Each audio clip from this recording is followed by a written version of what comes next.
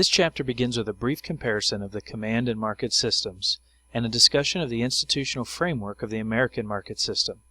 Brief explanations are given of the characteristics of a market system, which include private property, freedom of enterprise and choice, the role of self-interest, competition, markets and prices, the reliance on technology and capital goods, specialization, and the active but limited role of government. Part 2 addresses the 5 fundamental questions faced by every economy and will explain how a market economy answers each one. Part 3 is a discussion of Adam Smith's invisible hand and why it explains the reason command systems have failed. It also introduces the circular flow model as a simplification of how resources and goods move through a market system.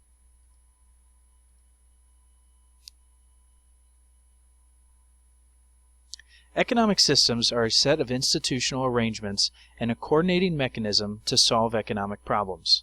I'm sure you've heard terms such as capitalism and socialism, but maybe only had the most basic understanding of what they mean. Economic systems differ in 2 important ways: who owns the factors of production and the method used to coordinate economic activity. In the command system, resources are owned by the government, and economic activity is coordinated by a central planning board. This means that what is produced, how much is produced, and the prices that are charged for the output are determined by the small group of people on the central planning board. With a market system, it's not as simple.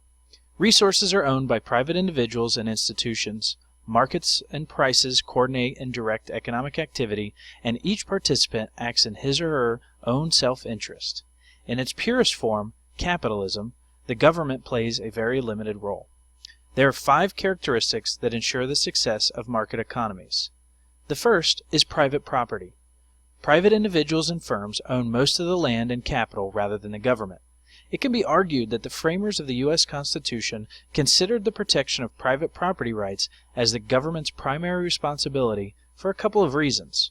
1. Private property, coupled with the freedom to negotiate binding legal contracts, enables individuals and businesses to obtain, control, use, and dispose of their property. And 2. Private property rights encourage investment, innovation, exchange of assets, maintenance of property, and economic growth. It's important to note that property rights extend to intellectual property through patents, copyrights, and trademarks. Freedom of enterprise means that entrepreneurs and businesses have the freedom to obtain and use resources to produce products of their choice and to sell those products in the markets of their choice. Freedom of choice means owners of property can use resources as they choose. Workers can choose the training, occupations, and job of their choice, and consumers are free to spend their income in such a way as to best satisfy their wants. Self-interest is the underlying force in a market system. Entrepreneurs try to maximize profits or minimize losses. Resource suppliers try to maximize income, and consumers maximize satisfaction. As each tries to maximize profits, income, and satisfaction, the economy will benefit if competition is present. Competition requires 2 or more independently acting buyers and sellers. This serves to decentralize economic power. It also requires freedom to enter or leave the markets when the firm sees fit to do so. Markets and prices reflect the decisions made on each side of the market and determine a set of product and resource prices that guide owners, entrepreneurs, and consumers as they all make choices based on their respective self-interests.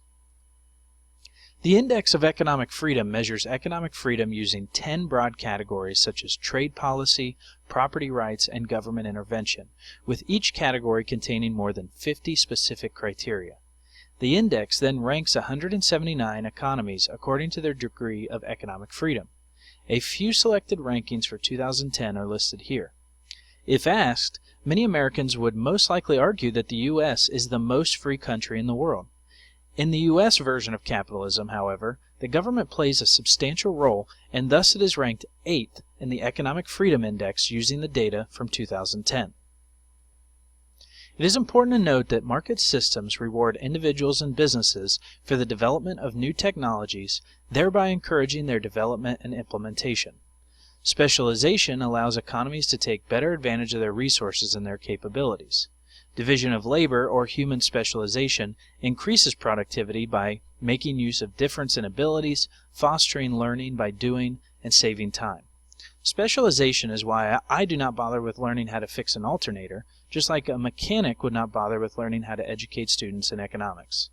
There is also a degree of geographic specialization, which can be regional or can be international.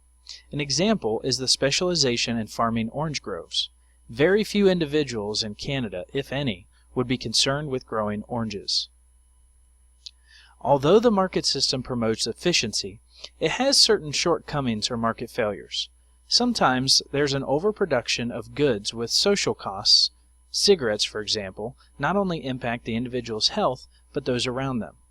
Sometimes there's an underproduction of goods with social benefits, such as national defense or public parks, both of which do not carry profits for private businesses.